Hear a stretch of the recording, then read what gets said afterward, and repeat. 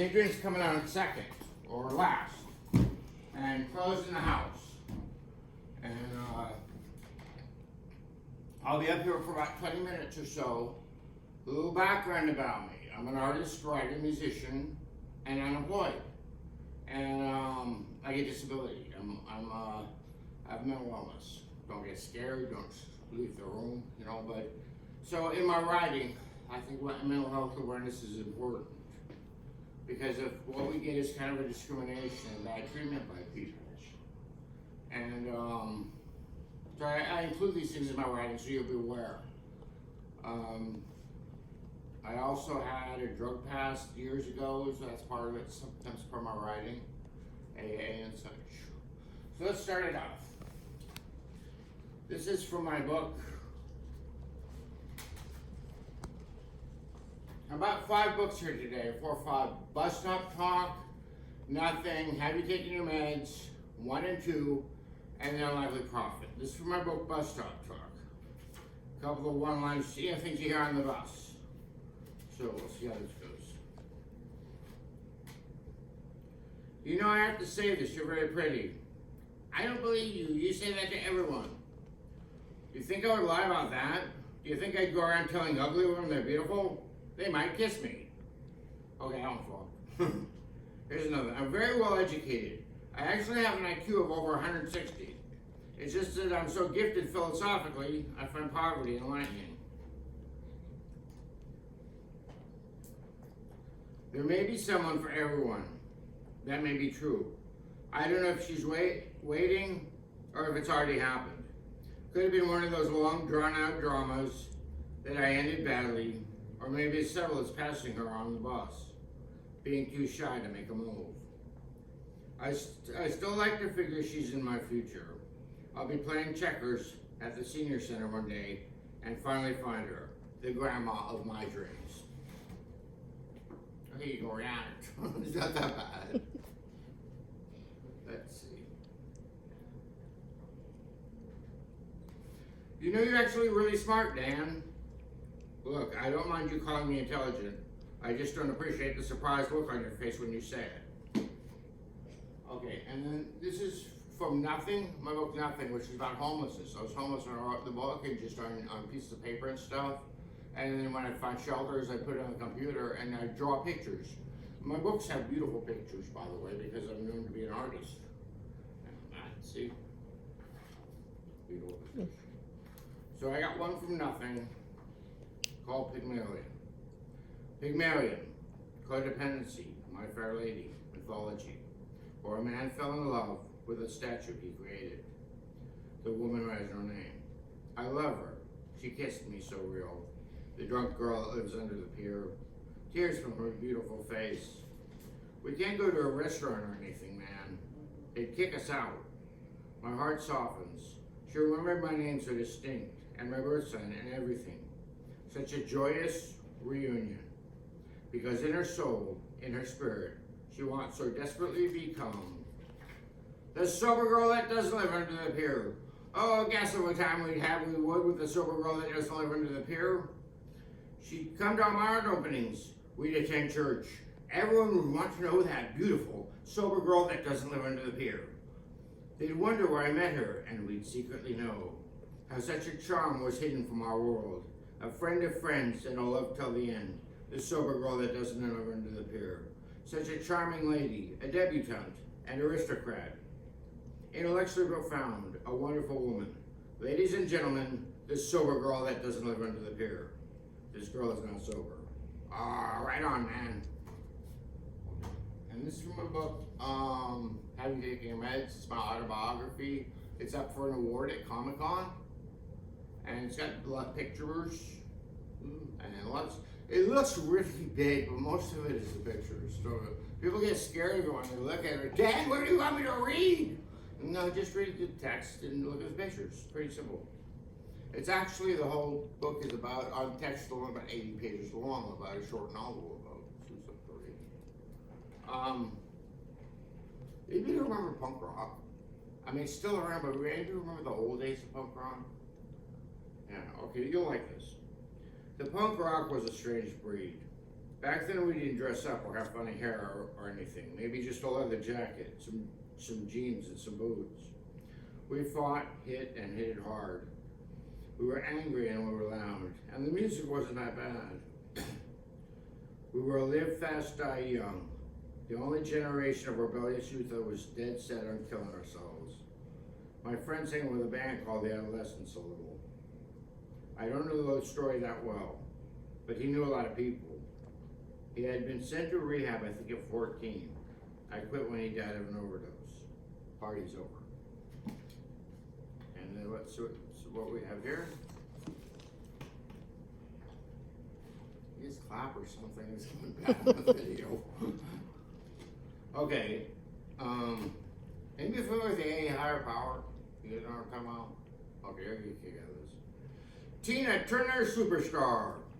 God is who or what you ever want him to be. And he's everywhere. Not for me. They say in AA you can have any higher power you choose. I want a woman who believes in music and song.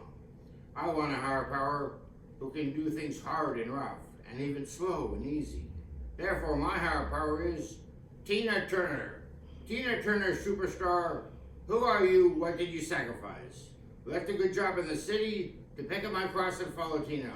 You don't have to worry if you got the money. Tina's got the bread that can feed us all. Big wheels keep on turning. Tina, keep on burning. Rolling, rolling, rolling on the river. Okay, that's the last one in this book. And can I do a question and answer? Adrian. Yeah, go ahead. Do you guys have any questions? Anything? Let me just think of something for the video. Any questions, Adrian? And you guys, how about you? What got you to actually want to write some of these thoughts down? I think that, when people go through certain, phase in their life, they kind of really, hold them back. They try to process them. What got you to want to express it? It wasn't, initially, I was at a meeting and they were having a poetry reading. I asked the guy, how do you write poetry? And he said, just put a word, then 2 words, and then more words, and you have a poem. And so I was pretty good at it right off the bat. But the books didn't come till 1996. I was in a mental hospital with a guy named Kelly Thomas. He was later murdered by the Fulton police because he was schizophrenic and homeless, and they really didn't have anything on him, they killed him. But when I was with Kelly in the mental hospital, I sat down to write a poem one day, and it didn't stop till 100 pages later. That was my first book. So I went on an adventure. I went to LA to try to make it. I ended up an extra in the movies and a beach bum singer. And I came back with nothing. My father let me live and go through college. I got a degree in a certificate in computer graphics, a bachelor's in fine art, and an associate's in business. So when I graduated, I learned all of these things about graphic design. And I was keeping up on the software, the Creative Cloud. It's expensive, but I keep doing it. I was making music videos, and also very popular with the books because you can outlay it on the software and Photoshop for the pictures and all that. And then the first book didn't do well because it was color. It was color. And 100 pages long of colors, a lot of money to print, so we had about an $80 book. That's when I wrote Nothing, my first black and white book, which was shorter, and started selling a bunch of them. And so you see me do some color, some black and white, but really I do black and white for printing costs. And the other thing, I talk about meetings, they told me they call it inventory every day. You write the bad things you did, apologize, which isn't fun, so I just journaled. I write journals. Stories are basically journals with storylines and meanings, I mean, what got you into comedy? It's a good question. I mean, there's a lot of answers, but really, the incident in the hospital when I just found myself writing, and then later realizing I could put pictures. I knew then I could put pictures to it, but I didn't know the computer software and stuff. So I learned that in college. Any more questions? Good? No? I'll go back to it.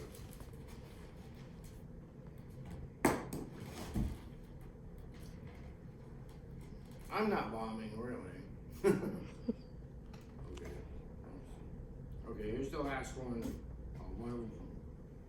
How can a phone, Adrian liked this last time. Right. How can you gotta be important to have water when you're speaking. Because it makes your mouth clear, it makes you look dignified to just take a break out of it. Sip of water. How can a fine artist make money off religion? Go to a church, maybe 2 or 3 times. Meet the pastor and give him a painting. Jesus, Mary, the apostles, whatever the fuck you think you like. Do a good job. He hangs up the painting in the rectory, the church hall, or wherever it can be seen. Cigars. And if you do a good job, he will. People ask him where he got the painting. Oh, that's Brother Dan.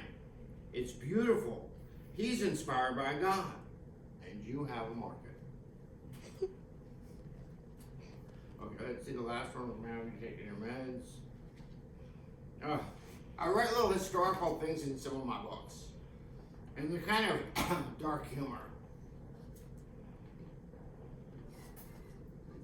But this one's kind of clever. Anybody hear Che Guevara? You guys know what I'm talking about. Yeah. Che Guevara was born in a rich political bourgeois family in 1926. While riding a motorcycle on a vacation, his bike broke down and he was left stranded in South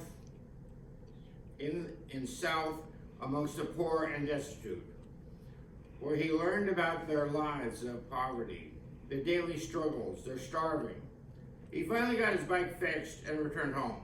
Inspired and enlightened, he told the wealthy what he learned. They wouldn't listen to him, so he formed a communist party and shot everybody. Okay, somebody's voice is coming out. I want you to know you can buy my books and out on my website at danjoyceart.com. Joyce spelled like the girl's name. I said that to a cop in jail. You spell my name Joyce like a girl, and all the other guys never use that line in jail. You'll be popular.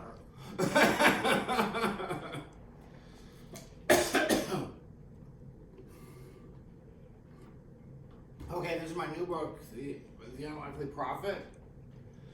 And the prophet is well versed in the Bible. So I write Bible books in it. I'm an atheist, and spoiler alert, the unlikely prophet in the book is an atheist too, so how can he be a prophet? Makes him unlikely. This one's called Mary.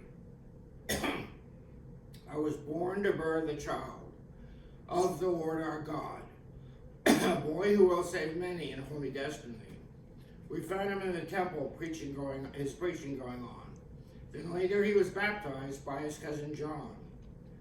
His talent was divine, turning water into wine, and healing all disease with love and grace and ease. They killed him, he was crucified in such a painful fate, to save us all from our own ways, to believe in him and be saved. Some say that I'm immaculate, a woman without sin, but only for my blessed task, to carry him within. Okay, we got one more. Can you believe it? This is about no people in the audience and my voice goes out. Well, maybe if everybody's in the audience, my voice would have to be more embarrassing, but yeah. Let's get a little more water. Gotta watch my smoking. Gotta watch my drinking. Gotta watch my ecstasy and heroin. That's why I don't do it. Alright. Oh, let's get this. I saved the best for last. This one's called Bible Bloopers. In the parable of the talents, a king goes on a journey and leaves his property to his servants. 5 talents to the first, 2 to the second, and 1 to the third. While the king was gone, the first servant invests his 5 talents and makes 5 more. The second servant does the same with his talents and makes 2 more. But the last servant hides his talents in the ground, not knowing the king was harsh. When the king returns, he is pleased with the first 2 servants, but is angered by the last for being lazy and not making him any money. He throws him in the dungeon. This is interpreted to be a lesson on making use of the gifts God gives you, his talents. But there was a 4th and final servant Matthew didn't mention. Who are you? I'm your servant. You gave me 10 talents. 10? What did you do with them? I lost them. You lost my talents. Actually, thieves took them. You weren't watching my talents and they were stolen? No, I got mugged. Mugged? How can this be? They beat me up and took the money. You know, mugged. Where did this happen? Where were you when this happened? I was in the tavern with the prostitutes. What? Why were you there? I made so much extra money on the talents, I thought I'd spend the night on the town with some wine and a little adult fun. But I really tied one over. So who has my talents? Not really sure. My whole memory is blurry. So what are you saying? What do you have to offer me? Not much, but I can give you the name and location of the tavern where the prostitutes are. Deal. And the king was pleased. Alright, hey, thanks everybody for coming. It took a little bit of a chunk of my money to get it, but when you're an artist, you make investments like an entrepreneur, and sometimes it doesn't always pay off, and sometimes big money. So, this I thought Christmas, people want to buy books and stuff, we'll see what they say. And, hey, how you doing? And, just a chance to take, but because I have an illness, I'm often in poor places and near homelessness. It's hard for me to hold a job. But people say, don't tell people you're mentally ill. Well, they figure it out. It's not hard to figure out. And my family's given up on me. And because I argue with them over a will, where I still feel I was supposed to get some money and they felt I get poverty. And but thanks everybody for coming here and listening. Even you got here late. You know we took attendance. We're not gonna sign your card.